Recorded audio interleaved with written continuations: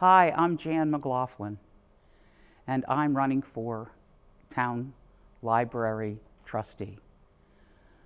I wanted to tell you about myself so you'd understand why I'd like to be the trustee again at the library. My husband and I moved here about 40 years ago, and at that time there was only one traffic light on 102, if you can imagine that. Only one lane each way. So the town's changed just a bit in all that time. The town offices were in one level building with the police station, the town, and the school district operating one little row of houses. And then across the street was this little brick library, which was very cute, but it seemed very small. Fortunately, a few years back, about 20 years ago, that we expanded the town expanded the library, and we got some new furniture in, as well as more books and more room and meeting rooms available for the town people to use. So our kids grew up here. They went through Londonderry High School, graduated, and both have gone on to real positions in the business world. My daughter has her own business, and my son works for a business here locally. And my grandkids go to school here at Matthew Thornton, where their dad and aunt went to school. Having a good education is really important to our kids. It was important to my kids, and it's important to the kids of today. It's just the education's different. It's not the same as it was for me or for you. Technology and the kinds of books and resources that kids have access to is very, very different. Let's face it, when we were kids, we didn't have computers. That wasn't even a possibility.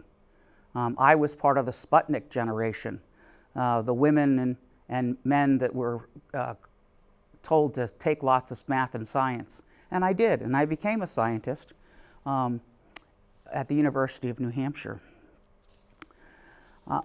I decided after my husband passed away a few years back to run for the library. I was trying to figure out, well, what's the best match between my educational background and my experiences and what I can do for the town. So the library seemed like a really good match. I have a degree in botany from the University of New Hampshire, but I also have a master's in curriculum instruction. When we came to the state, I used my science degree and the alternative certification program offered through the state to become a teacher, and I taught in both high school and junior high in area schools. After that, I worked for the New Hampshire Public Television, and I taught teacher workshops in the use of technology and a thing called video conferencing, which was very, very early in the stages of video conferencing. You couldn't just do it on a phone. We didn't have phones. And we did, people had to go to certain rooms and be able to be hooked up. No FaceTime, no Zoom, you just did that. So those are the kinds of things I did. After that, I went to the Department of Education and worked with them on teacher preparation programs, trying to get them to use more technology so teachers would feel comfortable using technology, mostly computers, in their classroom programs. When the science position opened up, I was selected to be the K through 12 science education program. I was responsible for science curriculum in the state, the development of the state assessment, the inclusion and repair of all the questions. I guess repair is the right word, and also working with school districts and teachers to become more engaged with the science that was around and the science that's changing, because science is always changing. We find out new things, and then we have to incorporate them into the curriculum. And that's difficult if people don't have a science background to understand what's going on. So it's important for us science folks to get involved that way. As a trustee for the library, according to the state RSAs, that's the state rules that govern just about anything in the state. But according to the state RSAs, the library and the trustees are a group together. So in other words, the library trustees are responsible for developing budgets and making sure that things are going on correctly in the library. So it's kind of set aside as a separate organization from the town. Here in Londonderry, the town it uses the library or selects the library as a town department in certain ways. The employees are paid through the town and things like that. The budget, most of the budget goes to personnel, but the part that comes for books and things like that goes directly to the library and is spent through the library with the authorization of the trustees. So we have to make sure, the trustees have to make sure that we're connected to the library in a good way that honors the state RSAs. And sometimes that's difficult. And I say that because over the past years that the library's been in existence, remember it was established before 1900, but over the last few years, in the past organization, there's a number of things that kind of were developed, plans, methods for communicating, etc., that became part of the library system.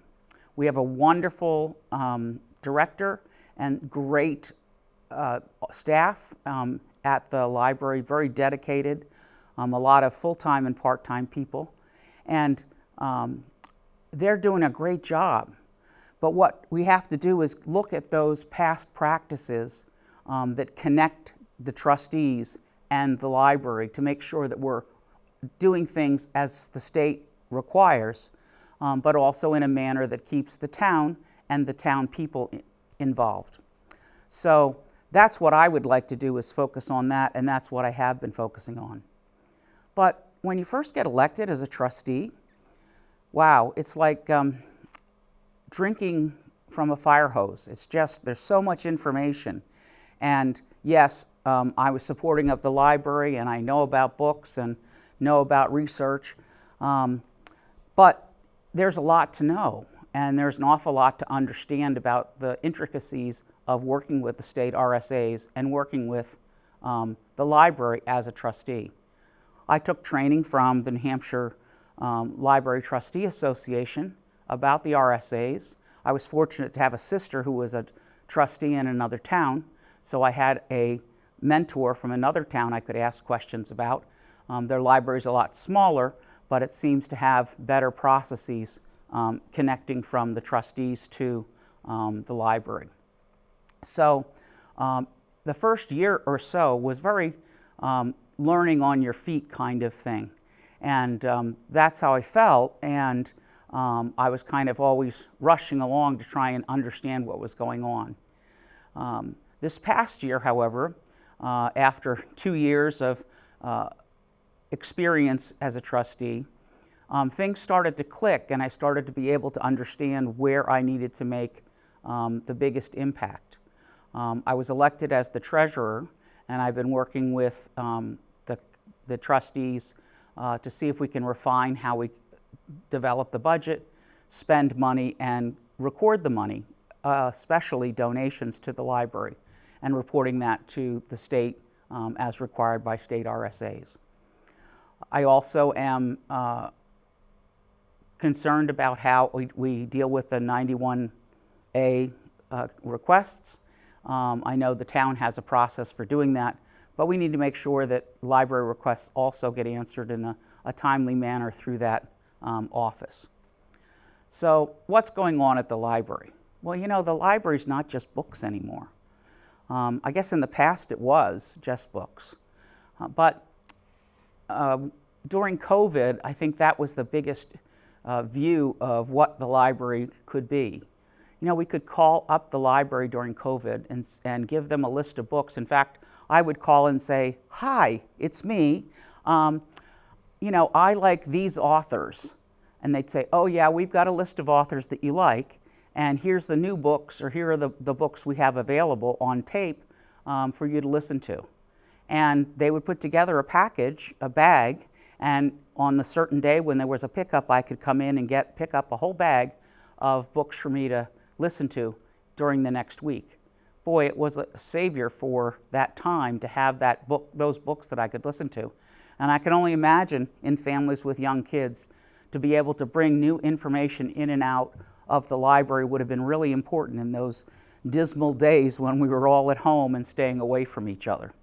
Fortunately, COVID's over, but I think that experience with COVID has really increased the library's understanding of how they need to reach out to the community.